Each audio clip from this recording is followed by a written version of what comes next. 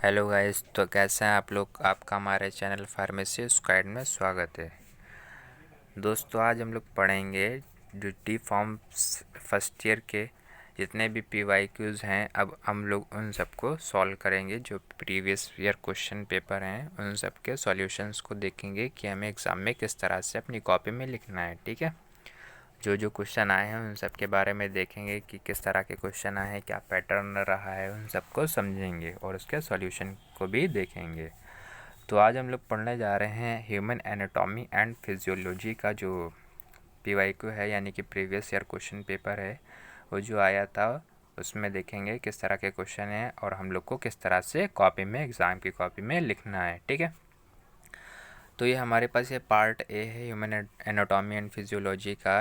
Part A में कोई भी 6 क्वेश्चन हम लोग को करने होते हैं। आंसर है नहीं 6 क्वेश्चन, यहाँ पे देखिए लिखा भी आंसर है नहीं 6 क्वेश्चन, और हर क्वेश्चन 5 नंबर का होता है। ठीक है दोस्तों, तो इसके अंदर जो पहला क्वेश्चन है इसको आज हम लोग देखेंगे कि ये क्या क्वेश्चन आया है और हम लोग को किस तरह से लिखना है अपनी कॉपी के अंदर।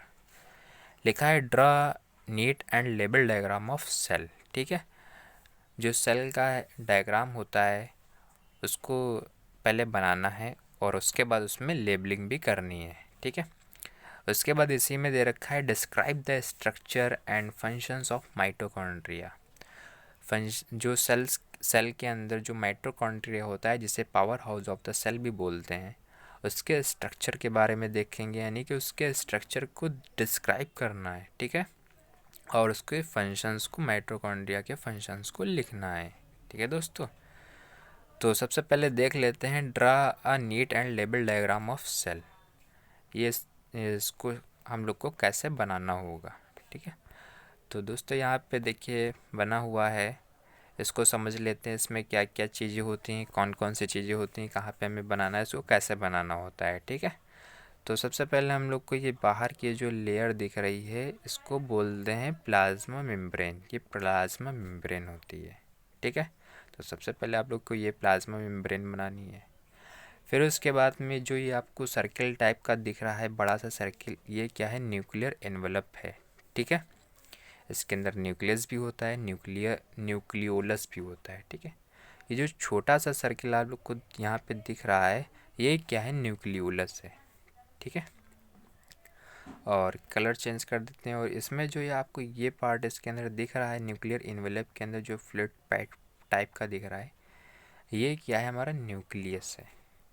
ठीक है, उसके बाद जो आपको ये दिख रहा है न्यूक्लियर इन्वेलप के जो पास में दिख रहे हैं, ये क्या है, हमारे रफ एंडोप्लाज्मिक रेटिकुलम। ये क्या है, रफ एंडोप्लाज्मिक रेटिकुलम में। ठीक है, ये जो पास पास में बने ये क्या है, रफ एंडोप्लाज्मिक रेटिकुलम में। और इसके न्यूक्लियर एनवेलप के जो थोड़ी दूर पे ये जो आपको ये दिख रहा है, ये क्या, स्मूथ एंडोप्लाज्मिक रेटिकुलम। ठीक है, तो rough endoplasmic reticulum nuclear envelope के एकदम पास ही में होते हैं, और स्मूथ एंडोप्लाज्मिक रेटिकुलम ये थोड़ी न्यूक्लियर एनवेलप के थोड़ी दूर पे होते हैं। ठीक है, ज़्यादा भी दूर नहीं होते, थोड़ी दूर पे होते हैं। ठीक है, उसके बाद ये आपको ये इस टाइप का ये स्ट्रक्चर दिख रहा है, ये क्या है, गोल्जी बॉडीज़ है। ठीक है, तो गोल्जी बॉडीज़ जल्दी सही से बन नहीं पाती, तो इसकी जब आप लोग प्रैक्टिस करेंगे तो ये भी सही से बनने लगेगी। ठीक है दोस्तों, उसके बाद ये जो आपको ये स्टार टाइप का दिख रहा है, ये क्या है, सेंट्रियोल है। ठीक है, सेंट्रियोल। ये जो छोटे छोटे आपको ये गोले ऐसे दिख रहे हैं, ये क्या, इन्हें लाइसोसोम बोलते हैं। ठीक है, लाइसोसोम। उसके बाद ये जो छोटे से डॉट दिख रहे हैं, ठीक है, ब्लैक ब्लैक कलर के डॉट दिख रहे हैं, ये क्या है, हमारे राइबोसोम। ठीक है, इसे क्या बोलेंगे, राइबोसोम बोलेंगे। राइबोसोम हो गया, छोटे छोटे डॉट हो गए। ठीक है, उसके बाद यहाँ पे ये जो आपको ये दिख रहे हैं ये, ठीक है, ये जो होता है ये क्या है, माइटोकॉन्ड्रिया। इसी के स्ट्रक्चर के बारे में हम लोग को डिस्क्राइब करना है और फंक्शंस को इसके डिस्क्राइब करना है। ठीक है, माइटोकॉन्ड्रिया के स्ट्रक्चर को और फंक्शंस को डिस्क्राइब करना है। ठीक है दोस्तों, और ये जो लिक्विड टाइप का ये फिल दिख रहा है आप लोग को पूरे इस पूरे सेल्स में, ठीक है, ये जो ग्रे कलर का है आप लोग को दिखा देते हैं, इसे बोलते हैं साइटोप्लाज्म। ठीक है दोस्तों, ये यहाँ पे साइटोप्लाज्म दे रखा है, ये जो लिक्विड टाइप का दिख रहा है फिल होता है इसके अंदर, इसे बोलते हैं साइटोप्लाज्म बोलते हैं। ठीक है, उसके बाद इसके अब माइटोकॉन्ड्रिया के स्ट्रक्चर के बारे में देखते हैं। तो दोस्तों आप पहले हम लोग इंग्लिश में देखेंगे कि इंग्लिश में कैसे हमें लिखना है, उसके बाद हिंदी में। ठीक है, तो वीडियो पे बने रहिएगा। अगर आपको वीडियो अच्छी लग रही हो तो लाइक कर दीजिए। तो माइटोकॉन्ड्रिया के structure, mitochondria have to membranes. ठीक है, the outer membrane cover the organelle and contains it. The inner membrane folds our many times. ठीक है, जो इनर मेम्ब्रेन होती है कई टाइम्स वो फोल्ड होती है। The folding increases the surface area inside the organelle. Second point हमारा क्या है, many of the chemical reactions happen on the inner membrane of mitochondria. ठीक है, ध्यान रखिएगा, जो माइटोकॉन्ड्रिया की इनर मेम्ब्रेन होती है वहाँ पे कई सारी रिएक्शंस होती हैं। ठीक है, उसके बाद जो नेक्स्ट पॉइंट हमारा है, the increased surface area allows the small organelle to do as much work as possible. Next point हमारा है, mitochondria numbers differ in cells as it depends on the job of that cell. Very important point है। ठीक है, इसमें ये बताया गया है कि पूरी बॉडी में जितनी भी आप लोग को मालूम है, जितनी पूरी बॉडी में सेल्स हैं। ठीक है, कुछ मसल्स पे यानी कि कहीं पे ज़्यादा हमें सेल्स की ज़रूरत होती है। ठीक है, कहीं पे ज़्यादा मतलब कि जो मसल सेल होती है वहाँ पे वो ज़्यादा वर्क करती हैं। ठीक है, तो जो मसल सेल्स होती हैं वहाँ पे ज़्यादा अमाउंट में क्या होते हैं, माइटोकॉन्ड्रिया होते हैं। ठीक है, क्योंकि माइटोकॉन्ड्रिया को आप लोग जानते हैं powerhouse of the cell भी बोलते हैं। ठीक है, एनर्जी देते हैं। तो वहाँ पे मसल सेल में क्या होती हैं, ज़्यादा नंबर ऑफ़ माइटोकॉन्ड्रिया होती हैं। ठीक है, तो ज़रूरी नहीं कि हर सेल में सेम नंबर ऑफ़ माइटोकॉन्ड्रिया हो, अलग अलग जगह पे डिफरेंट हो सकते हैं। ठीक है, कहीं पे कम होते हैं तो कहीं पे ज़्यादा होते हैं। ठीक है, एग्जाम्पल देखो दे रखा है, example muscle cells require a very large number of mitochondria. ठीक है, जो मसल सेल्स होती हैं वहाँ पे ज़्यादा ज़रूरत होती है माइटोकॉन्ड्रिया की, क्योंकि वहाँ पे ज़्यादा वो मसल सेल्स वर्क करती हैं। ठीक है, जब वर्क करेंगे तो एनर्जी की भी ज़रूरत होगी। ठीक है, whereas nerve cells require less, जो नर्व सेल्स होती हैं वहाँ पे कम ज़रूरत होती है तो वहाँ पे कम होती हैं। ठीक है, माइटोकॉन्ड्रिया। उसके बाद हिंदी में देख लेते हैं, हिंदी में क्या बोलेंगे, माइटोकॉन्ड्रिया संरचना यानी स्ट्रक्चर ऑफ माइटोकॉन्ड्रिया। ठीक है, तो माइटोकॉन्ड्रिया में दो झिल्लियाँ होती हैं। बाहरी झिल्ली ऑर्गेनल को कवर करती है और इसे समाहित करती है। भीतरी झिल्ली कई बार मुड़ जाती है। ठीक है, जो अंदर की झिल्ली होती है कई बार मुड़ जाती है। फोल्डिंग ऑर्गेनल के अंदर सतह क्षेत्र को बढ़ाता है।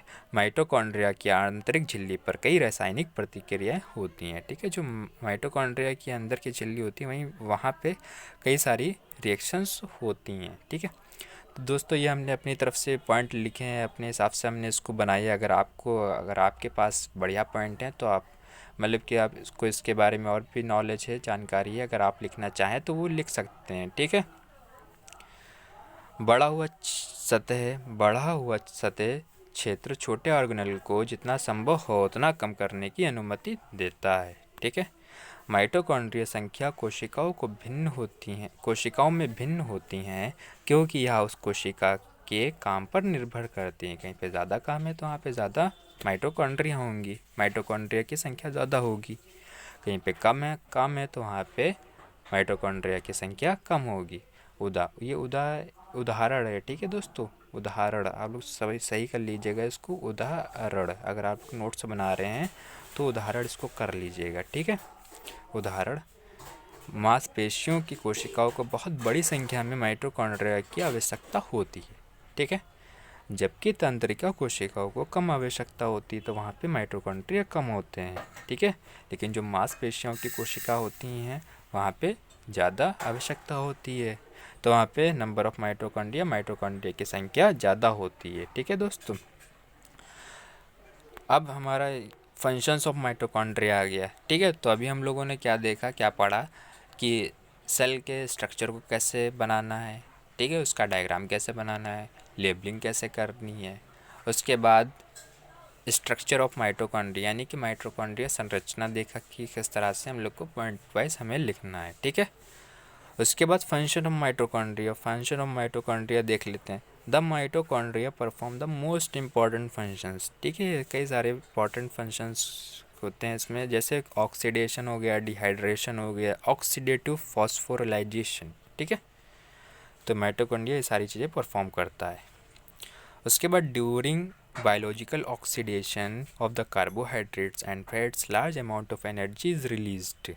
जब बायोलॉजिकल ऑक्सीडेशन होता है तो वहाँ पे जो ये कार्बोहाइड्रेट से वाई बना है, ठीक है, इसको सही कर लीजिएगा, कार्बोहाइड्रेट्स और फैट्स से ज़्यादा अमाउंट में एनर्जी रिलीज़ करते हैं। ठीक है, एनर्जी ऊर्जा प्रदान करते हैं, which utilise the mitochondria of synthesis of energy rich compound known as ATP। ठीक है, थर्ड पॉइंट हमारा क्या है, as mitochondria synthesis energy rich compound ATP they are also known as powerhouse of the cell. ठीक है, तो आप लोग जानते होंगे जो माइटोकॉन्ड्रिया होता है उसे पावर हाउस, सेल का पावर हाउस भी बोलते हैं। ठीक है, माइटोकॉन्ड्रिया हिंदी में देख लेते हैं इसको, माइटोकॉन्ड्रिया के कार्य। ठीक है, तो माइटोकॉन्ड्रिया ऑक्सीकरण, निर्जलीकरण यानी ऑक्सीडेशन, डिहाइड्रेशन, ऑक्सीकरण, निर्जलीकरण, ऑक्सीडेटिव फॉस्फोरिलीकरण जैसे सबसे महत्वपूर्ण कार्य करता है। ठीक है, सारे कार्य परफॉर्म करता है, कार्य महत्वपूर्ण कार्य करता है। सेकेंड पॉइंट है हमारा, कार्बोहाइड्रेट और वसा के जैविक ऑक्सीकरण के दौरान बड़ी मात्रा में ऊर्जा निकलती है। ठीक है, जब कार्बोहाइड्रेट और वसा का जैविक ऑक्सीकरण होता है, ठीक है, बात समझ में, बायोलॉजिकल ऑक्सीडेशन होता है तो वहाँ पे बहुत बड़ी मात्रा में ऊर्जा निकलती है, जिसका उपयोग माइटोकॉन्ड्रिया द्वारा ATP नामक ऊर्जा समृद्ध यौगिक के संश्लेषण के लिए किया जाता है। ठीक है दोस्तों, माइटोकॉन्ड्रिया संश्लेषण ऊर्जा समृद्ध यौगिक ATP के रूप में उन्हें सेल के पावर हाउस के रूप में भी जाना जाता है। ठीक है, पावर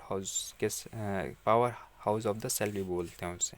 ठीक है, सेल का पावर हाउस माइटोकॉन्ड्रिया को बोलते हैं। ठीक है दोस्तों, तो दोस्तों ये हमारे पास कुछ पॉइंट थे कि ये हमने पहला क्वेश्चन देखा कि जो डी फॉर्म फर्स्ट ईयर में HAP में जो पार्ट A में पहला क्वेश्चन आया था, draw a neat and label diagram of cell, describe the structure and function of mitochondria. तो इस क्वेश्चन को हम लोगों ने देखा कि किस तरह से लिखना है। ठीक है, तो दोस्तों नेक्स्ट वीडियो में हम लोग सेकंड क्वेश्चन के बारे में बात करेंगे, describe the composition and functions of blood. ठीक है, जो ब्लड का कंपोजिशन और उसके फंक्शंस को यहाँ पे डिस्क्राइब करना होगा, ये नेक्स्ट वीडियो में इसकी हम लोग बात करेंगे कि इसका आंसर हम लोग को किस तरह से हिंदी और इंग्लिश में लिखना है। तो दोस्तों हमें उम्मीद है आप लोग को वीडियो अच्छी लगी होगी। अगर वीडियो अच्छी लगी हो तो हमारे इस वीडियो को लाइक करें और हमारे चैनल को सब्सक्राइब करें। ठीक है दोस्तों, मिलते हैं नेक्स्ट वीडियो में, तब तक आप लोग पढ़ाई करते रहें।